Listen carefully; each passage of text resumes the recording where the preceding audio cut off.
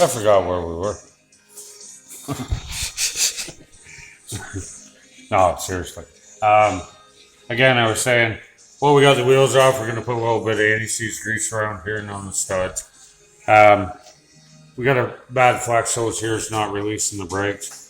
Folks, when you take your caliper off, okay, last thing you want to do is, leave it hanging on the brake line. It just cracks. I've told you this time and time again through the earlier videos. You don't want to bend this flex hose. You gotta watch. Last thing you want to do is walk away, leave it hanging like this. I'm holding it up as you see.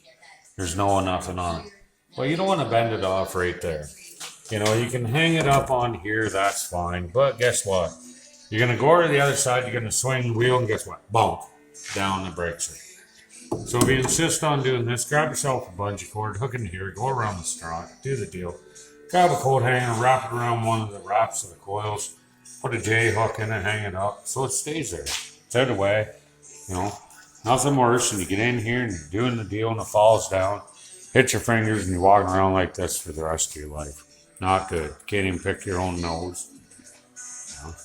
Hopefully you don't anyways, but I just had to throw that in there. So we're moving forward with the inspection. Rule of thumb for all shocks, struts included. No broken coil springs, no nothing. I happened to notice though, while we're doing the deal.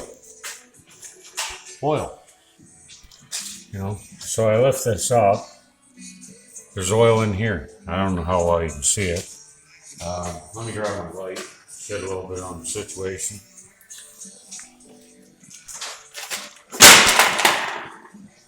That was me. That was Shawn falling down. He's a little tired. But anyhow, if you look up in here, you see some oil squirting off.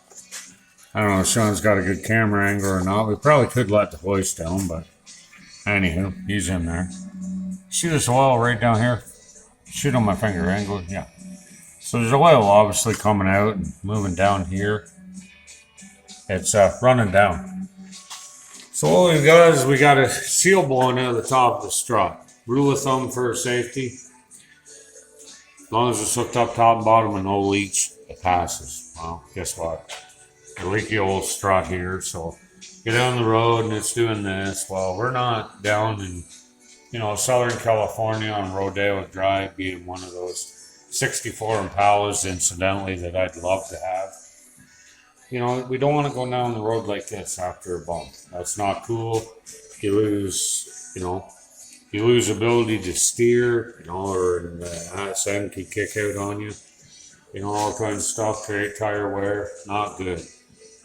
You purposely build the car to do that. We don't want a road car doing this when we're simply trying to get back and forth to work so we can do the deal.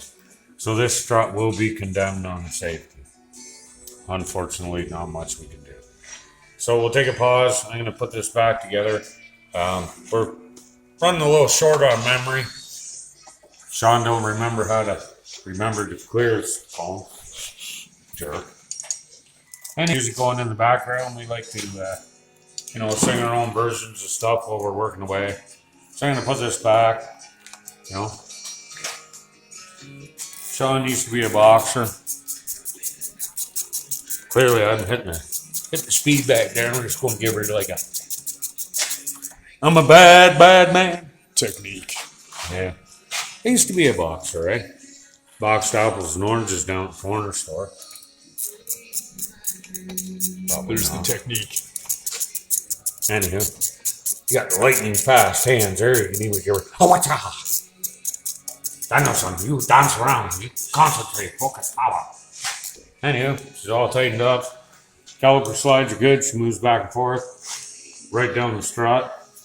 Should do them both sides. The other side had a bit of seepage too, so you don't want a lopsided lady going down the road, so you don't want your car lopsided going down the road, so we're going to recommend pair front struts.